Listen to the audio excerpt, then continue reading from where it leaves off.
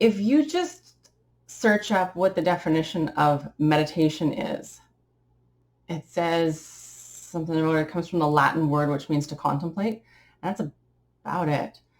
You can certainly look up how to do it or what it's good for, that kind of a thing. And especially in the Western world, there's still not much more of an elaboration. Just you're supposed to, you sit down in one spot and you stare at an object. It can be something as simple as a pencil, or it can be something that's really meaningful to you, maybe a small statue of something that's important to you, or a candle is sometimes used. But I know for me, even after my yoga teacher training and after being a yoga teacher for years and years, really the best advice I got was just clear your mind. If a thought enters your mind, don't freak out like that's normal. Just acknowledge it and let it pass on and continue staring at your object. I know for me, I did, I should say, struggle with that a bit because it's hard to just sit there. You know what I mean? When you're just staring at a thing. Sit down and stare at the thing. It's like, okay, I'm staring at the thing. And it's not, is it supposed to do something? Like it was always really confusing to me. What am I supposed to do? And I do know for a lot of people, a lot of crazy things happen just doing that alone. But I discovered something really cool that could change everything for meditation for you. It certainly did for me. And I do want to be as concise as possible, but I need to give you a bit of backstory. So I want to go back to the 8 limbs of yoga, not like the whole thing, but just really concise, briefly, just review super quick. I just want to see this way. There, sort of. You can sort of see that. Or you can refer back to your notes. I thought it would look darker on the page. Anywho, quickly, concise, Carla. That's what we're doing here. So our first one, well, as you can see here, meditation is number 7. There's concise. Okay, so Iyengar says, and not everyone agrees on this, but I do like Iyengar. He wrote Light on Yoga. It's kind of, it's jokingly the yoga Bible, right? And what is meant by that is it's written by Iyengar, who is one of the agreed foremost authorities on yoga in the world. He's passed away now, but Light on Yoga is a really, really good resource manual. And he says that it's really important to go in order. If you're just trying to pop right into meditation and you're super new to yoga, you're going to have some troubles. And if you start right at the beginning, right? Yamas are do good, niyamas be good. So be a good person. And once you learn about what they are, it's fairly easy to just pop that into your life. But let's say, just hypothetically, you are like a super good person. You're volunteering at the soup kitchen like every day. You donate all your clothes, like whatever you would constitute to be like practically a saint. Let's just do an extreme example here, just for fun. And you've got your asana practice. That's your physical practice. Let's say you're doing like a full 90-minute practice every day. You've got your leg behind your head and you're doing headstands at the same time. Let's just go way, way to the extreme here, just for example. So that you can say you're proficient, right? And then you've got pranayama, which you do them every day after your yoga practice. You do your pranayama. And this is where it starts to lead up to. So after your pranayama, 5, 6, 7, and 8 all lead to, well, 5 and 6 lead to 7. Okay? So what Iyengar is saying is if you are proficient at the first 6, 7 just comes naturally, right? It's a natural progression. So if you've practiced on all 6, but you haven't really done 7 before, you sit down, you look at a pencil, and your mind becomes still fairly easily, because it's the natural order of things. Here's the, not problem, but the challenge is that if you are super diligent and you do work really, really, really hard on all these things. I mean, this one alone, asana, to say you're proficient at asana practice, even if you're a dedicated yogi, often takes 10 years. For most mortals, more like 20 or 30 or more. So the thing is that it's a lifelong journey. I'm going to pause here and switch gears to tell you a story about my experience with something completely different. So I met this woman named Mariah, and she's a hypnotherapist. If you're like, what does that have to do with the price of tea in China? Just hang in there. Wait for it. I met this woman named Mariah. She's a hypnotherapist, and she's really, really friendly. So I was like, I want to be her friend. That's the kind of person I am. I'm like, oh, that's my new best friend. And I'll come home and be like, honey, to my husband, Ian, I have a new best friend. And he's like, that's not your best friend. She works at the bank. You go in and you deposit your, like, that's not your best friend. Anyways, Mariah, my new best friend. Mariah, if you didn't know that. She's so wonderful. She's one of those people you meet her, you're like, I want to be your friend, especially if you're Carla. So we got chatting, and I've always been interested in hypnotherapy. You know, like I, as a child, would go to see like the hypnotist on stage, like stage hypnosis. And I thought that was really entertaining. I mean, it was designed to be entertaining. What Mariah does is different, right? So hypnotherapy is different than stage hypnosis. So stage hypnosis is designed to be entertaining. Hypnotherapy is, like Mariah said, most of our clients come from actually referrals from counselors who say, like, I brought my client up to this point. Can you take them home, you know, all the way to their full recovery or full help with their issue or the problem or whatever they're working on. And it's that powerful. So I was like, really, that's interesting. That's fascinating to me. I've always liked psychology. So not really thinking anything of it other than that would be so cool. I've always wanted to try it.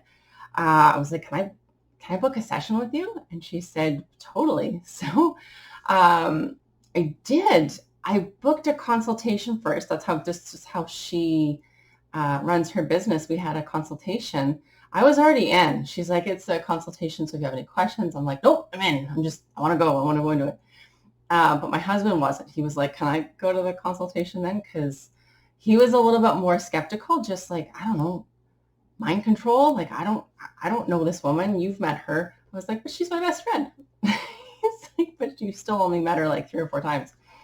So we went, and it was mostly him asking her questions. And he asked things like, you know, I've heard that hypnotherapy is to help something. Carla doesn't like, it was really sweet. He's like, she doesn't have any issues. Maybe he said that just because I was there, but no, he said, you know, she's a really confident person. She's got really strong willpower. So it's not like she needs to quit smoking or like all these other things that you think of when you hear of hypnotherapy. What could she possibly need help with? And Mariah said, well, that'll be up to her. And anyways, and so the other question he said was, is it kind of like he said his fear was, is it like whack-a-mole where like one problem gets fixed and then another problem pops up? Because he's saying like, you know, our life is really good. You know, if something has to get suppressed so that something else pops up, that's probably not a good thing to tinker with. And she assured him, on the contrary, people who go through hypnosis, usually any issues that they have tried to deal with while not in hypnosis, it just goes away after you've done some hypnotherapy and nothing else pops up. It just makes you more available to be your true self. So anyways,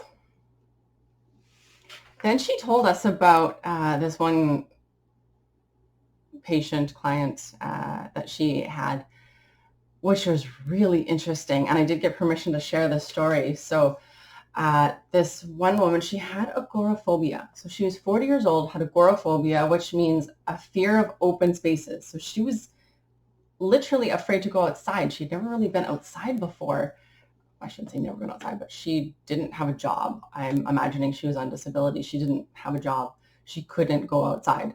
So she'd been to counseling and it wasn't working. And so she went to counseling or to see, yeah, she went to counseling, and then counseling referred her to Mariah. And it took a few sessions for this one because it was problems that are a little bit bigger sometimes take a few sessions to first figure out why, because this lady had no idea. So Mariah would say, why are you afraid of open spaces? And she just said, I have no idea. Like, a phobia is, I think by definition, an irrational fear. Like, you don't know why you're afraid of it. It makes no sense. Just like being afraid of spiders, they can't really hurt you. And yet a lot of us are afraid of spiders. So with her, they did a few sessions to find out why. And it turned out she was afraid of open spaces because there was a chance that she might see a belly button. And not only is she afraid of open spaces, the actual root fear was belly buttons. Okay. So like I said, it took a couple sessions to figure out just what the problem was. Why was she afraid of going outside? Now they had to figure out, why are you afraid of belly buttons of all things? And so they continued and carried on, and she was afraid of belly buttons because it all came back to this one time she was like 2 in the bathtub with her mom. And I guess she must have said, what's this, mommy? And her mom said, oh, that's your belly button. Oh, what's it for? And her mom said, it's to keep your legs on. If you unscrew it, your legs fall off. And it was meant to be like a really sweet, innocent, funny thing for a small child. And this lady actually didn't recall consciously that ever happening, but apparently it did. And she really took that to heart. So then a few more sessions to try and convince her that that's actually not true, which is funny because logically, as soon as she was done that one session that discovered that origin, logically, she's like, well, now I know why I'm afraid of open spaces, and I know that I'm afraid of belly buttons. That would be true. And I should be able to just go outside now, but she couldn't, because now there was you know how sometimes you logically know, I shouldn't be angry right now, or I shouldn't be afraid of that right now, or I shouldn't whatever, and you do it anyways, and like your heart and your mind aren't jiving. That was happening to her. So hypnotherapy can fix that. How, you ask? I will tell you. So the deal with hypnotherapy is that, actually, I've got my whiteboard here. I'm going to draw. I should warn you, I'm a terrible artist. Simple. I'm going to go simple with this drawing.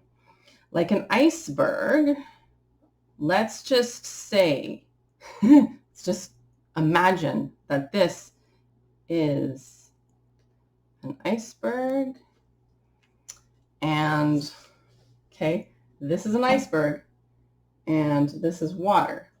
So as we all know with icebergs, what you see floating on top is a small portion of what actually is this keeps going out, this, like, it's huge beneath the ocean, right? So the tip of the iceberg is what we refer to as our conscious mind, right? So that's we're awake, we're alert, we're walking, we're talking, we're doing mathematics, we're doing cooking, we're calculating, we are recalling information, we are conscious. All of this is our subconscious. Now that is responsible for 90 to 95% of everything that runs our whole body. So that's things like our entire autonomic nervous system, which think like your heartbeat. You don't have to consciously think, okay, beat. Okay, again, it'd be good, right? We need to get like 60 a minute, something like that, you know? So we don't have to think consciously about that. All of our internal organs, right? or liver. You don't have to tell your liver what to do. It happens automatically. It just happens. That's your subconscious dealing with this. Now, I should just toss in there with wording, with verbiage. Different people call these things different things. Just for simplicity's sake, just go with me on this. Conscious and subconscious mind. If you are like a psych major, you can definitely contact me if you have any questions or have different terminology for that. But just trying to keep it really simple, and especially if you haven't heard about this before, conscious mind, all the things that we have to calculate, our logical thinking, subconscious, everything else, including our habits, right? If you bite your nails, things that you just sort of do without thinking is all your subconscious mind. Okay, so now the point of hypnosis is to speak directly to your subconscious mind, right?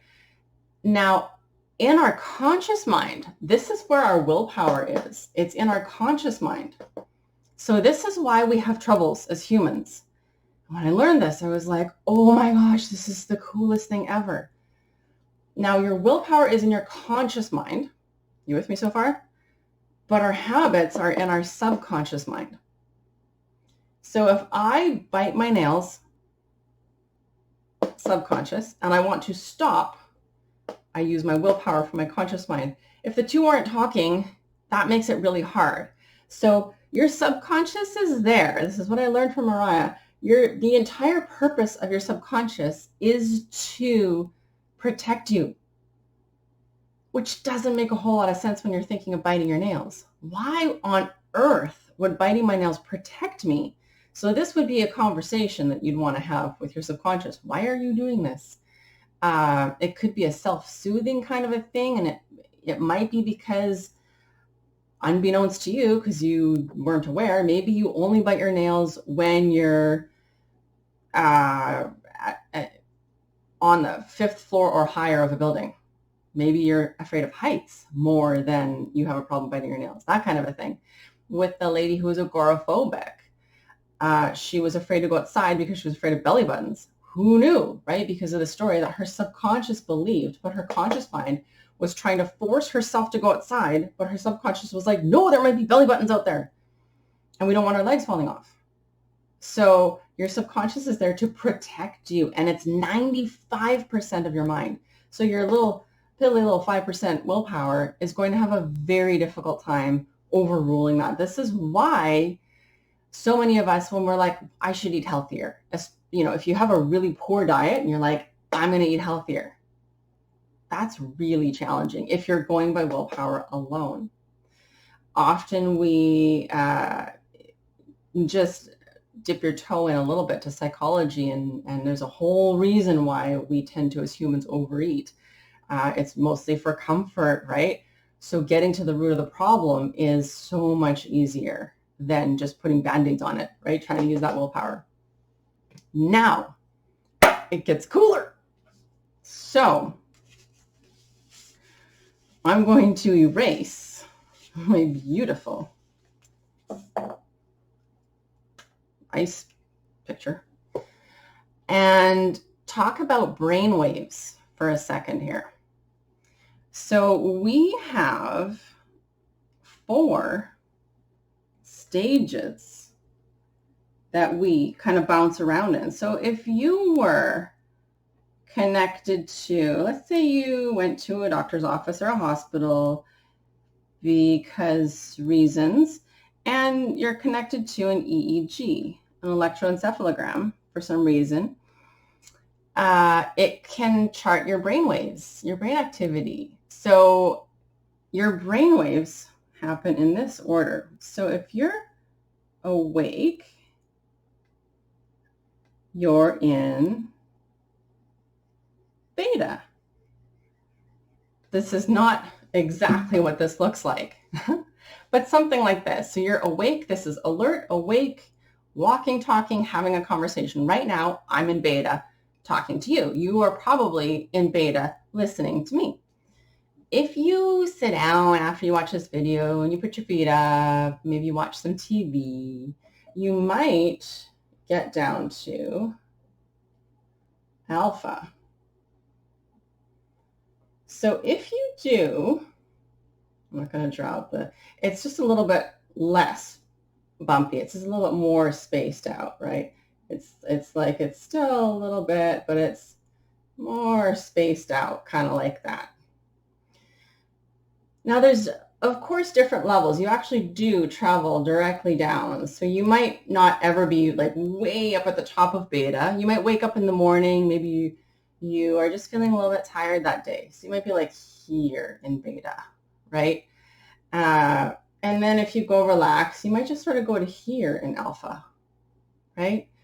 Or maybe you're really relaxed. Maybe you do a yoga class. And at the end of Shavasana, you're like, I am so relaxed right now. That's like deep into alpha.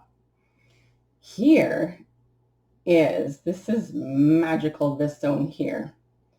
This is theta. Theta is like the crossover between relaxed and asleep. Delta is when you're asleep. Okay, so we pass through theta every night before we go to sleep. And it's thought of as sort of like the gateway to sleep. And we also, when we wake up in the night, we maybe go get a glass of water or something like that. We wake up just for a few moments and we go back to sleep. You'll come up into theta, maybe into alpha, and then you go back down again through theta. So we go into theta multiple times a night. Sometimes during the day too, you have a little nap, you go all the way down. And so it's not anything new, but what you try to do in hypnosis is go to theta and stay there. So what we usually do is we go through theta into delta, but it's not super easy, mostly because we just don't know how or why would we do that, to go to theta and stay there. But that's what hypnosis is. We go to theta and we stay there. This is where the subconscious is. This is where we dream too. So super, super asleep.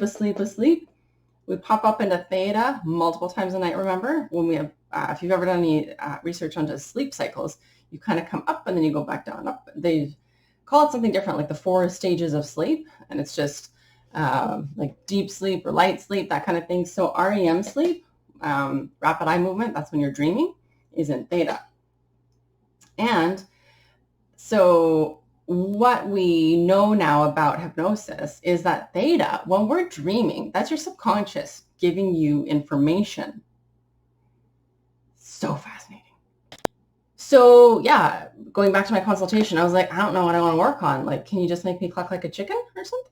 Like I just wanted to experience it. What does it feel like to be in hypnosis? I'd never, gotten to theta and stay there. And I just really, really like psychology and just the brain. I think it's fascinating, really. And what would my subconscious want to say to me? Because that's the other thing too, is maybe I do have issues, but like Ian was saying, I'm a really disciplined person. Like I have strong willpower when I want to. It could be better, I suppose. And but I did find a thing. I got a thing. I won't go into detail about what that was. Maybe I will in another video at some other time. It's not a secret.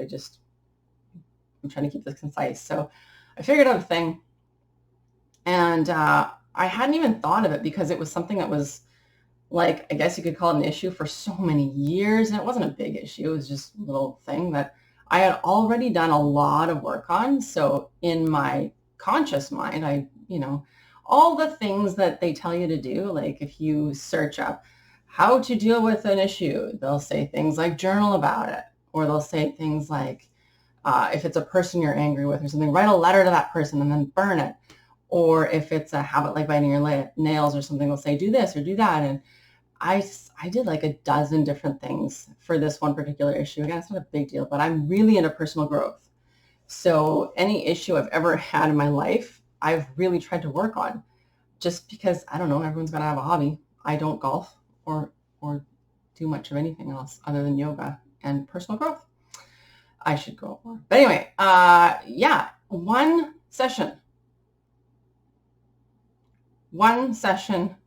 gone, like gone. And I know it's really hard to feel that impact with me just telling you on video, but again, it was something that was like years and years and years and years and years of, this is just not, it was like my logical mind knew this shouldn't be affecting me. And yet my heart, my gut, my everything was like, this really is affecting me. So then, of course, the next time I went back to Mariah, me with the no issues, I'm like, here's my list, things I need you to fix for me. Because all of a sudden I was like, wow, that is incredible. Let me think a little bit harder about anything that might be. Anyways, I have a list. I've been there 13 times now, actually.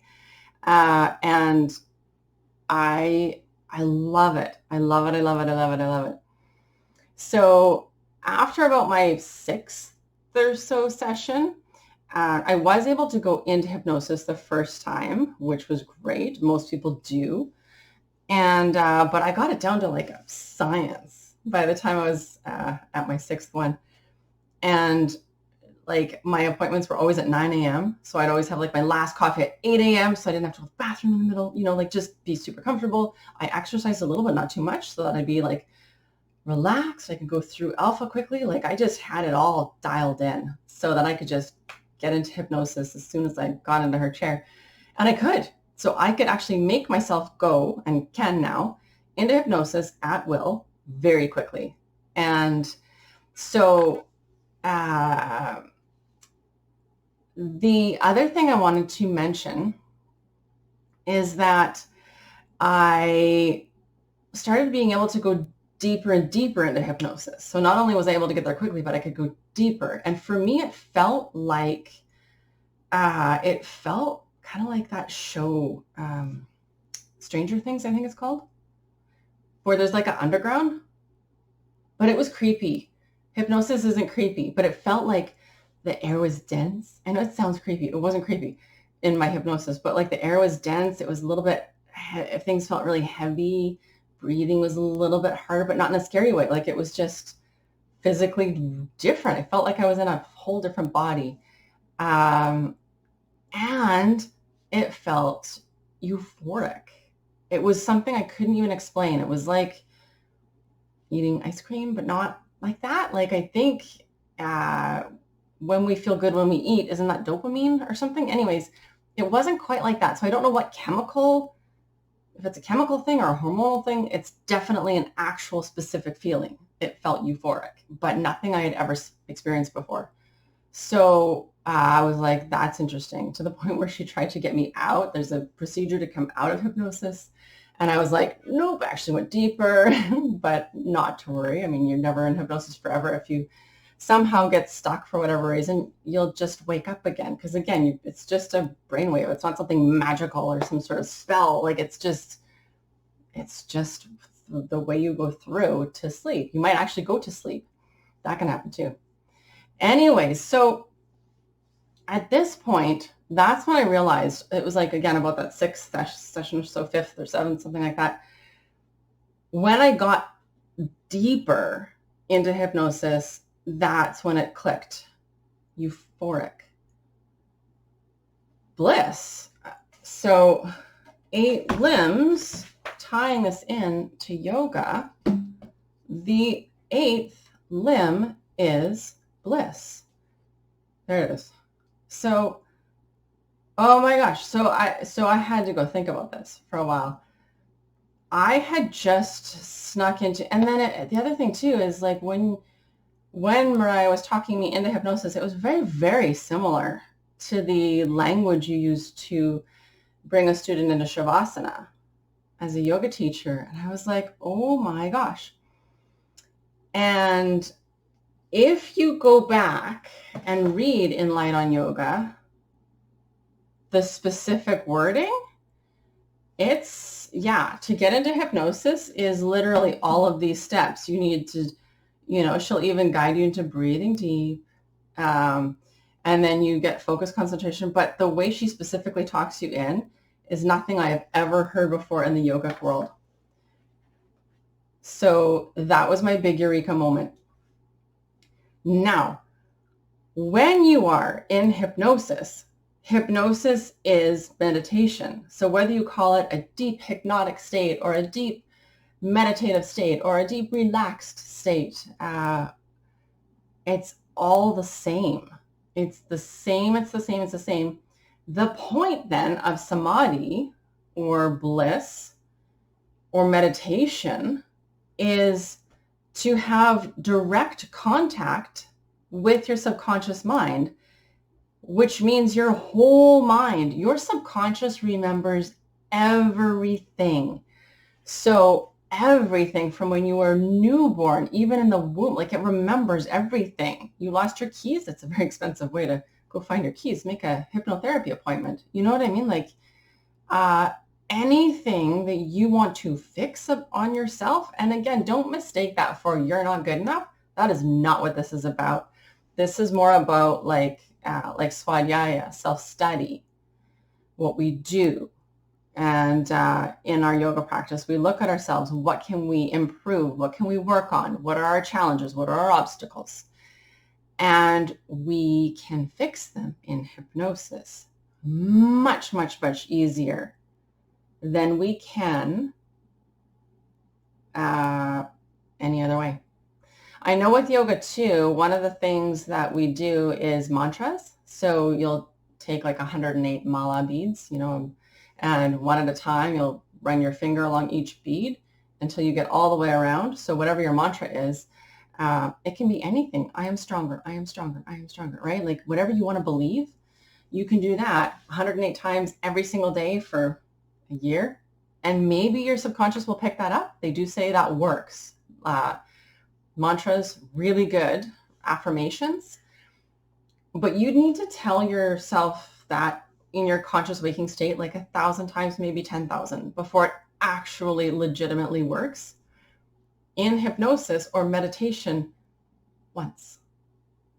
one time. So this has absolutely 1,000% changed my life. Gotta say. So in the next video, we're going to try this. So I will guide you through a meditation. So it's a guided meditation, but there's a few things that I'll do a little bit differently than your average guided meditation. And the thing to know about the difference between a hypnotherapist and a guided meditation using hypnosis is that, and I say hypnosis, I won't say it very much after this point because I believe that is meditation. Hypnosis is actual meditation. But the differences are when I guide you through meditation, I can bring you your subconscious in and we can ask your subconscious questions. But when I'm talking to you on a video and we're not like, we could do one-on-one private lessons. I've done that where we can do a back and a forth. But I can only take you so far. If you want to go further, you would need a qualified hypnotherapist. So for instance, like the agoraphobic lady, I wouldn't have been able to help her because what I could do is guide her in. But as Mariah, she describes it as if there is a really big issue such as agoraphobia, the symptoms are like a tree, like leaves on a tree. So that's, I'm scared to go outside. The trunk would be like, I'm scared of belly buttons. The roots would be just it taking hold, but there's always a seed. Before a tree grows, there's a seed planted. So that bathtub incident was a seed and it grew roots. It grew a strong trunk and branches and leaves, and it was debilitating, literally. So I would not be qualified to talk someone like that into healing because there would be a lot of talking in a hypnosis session. So I would be able to maybe plant suggestions like you don't want to bite your nails anymore. We can talk about that a little bit later. in our guided meditation, we'll do just something really, really basic, but it's so cool. And once you actually do it once, you have unlocked, like that's the feeling when someone says, how do you feel now? I say, I feel like I've unlocked something. Like I can now go into theta very, very quickly at will. And I do that if I do have an issue that I'm really having troubles with, or if I'm nervous about something, I will go in and plant a suggestion and it will absolutely help. And if it doesn't work, I know I need to make an appointment with Mariah because there's a seed. So this has completely changed my life. I am so much different now than I was before I met her. And I just can't even believe I didn't know about this earlier. So the thing to know is that if you have any questions at this point, please contact me. You can anyways, always. Any questions, concerns, before you actually click go on the next video. So the next one is going into a guided meditation. It's a fairly brief one and it's pretty standard, straightforward. So like a beginner, a little baby one to get you all easing into meditation as I believe it's actually meant to be. So enjoy. I'm really excited for you and for your first experience with this type of meditation. I want to know, is it different? Did you just fall asleep? Anything that happens, let me know, okay? I will talk to you soon. Namaste.